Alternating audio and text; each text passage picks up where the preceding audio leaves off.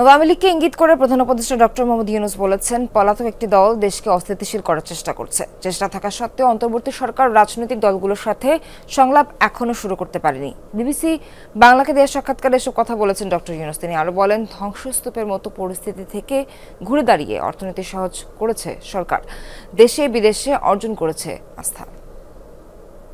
ধ্বংসাবশেষ থেকে এসেছিলাম, এখন একটা নতুন চেহারা আসছে, ভেসে উঠছে যে আমরা অর্থনীতি সহজ করেছি, দেশ বিদেশের আস্থা অর্জন করেছি। এটা তো পরিষ্কার, সারা দুনিয়ার আমরা আস্থা স্থাপন করতে পেরেছি। এটা কেউ প্রশ্ন করতে পারবে না যে না আপনি অমুক দেশের আস্থা অর্জন করতে পারেননি। পলাতক দল দেশ ছেড়ে চলে গেছে, তাদের নেতৃত্ব চলে গেছে, তারা সর্বাত্মক চেষ্টা করছে এটাকে আনসেটল করার জন্য। এটা তো সবসময় থ্রেট আছে, প্রতিক্ষণেই আছে, প্রতি জায়গাতেই আছে। কাজে এটা তো সবসময় থাকবে। তারা মাঝে মাঝে ঘোষণা করছে, বক্তৃতা দিচ্ছে, অ্যাড্রেস করছে, আমরা সবাই শুনছি, মানুষ উত্তেজিত হচ্ছে। বাংলাদেশ ভারতের সম্পর্ক ভালো না থেকে উপায় নেই।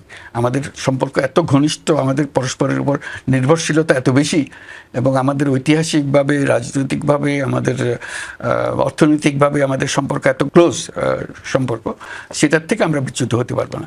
তবে মাঝখানে কিছু কিছু দ্বন্দ্ব দেখা দিয়েছে, আমি হচ্ছে মেঘ দেখা দিয়েছে। এই মেঘগুলো মোটামুটি এসছে অপপ্রচার থেকে।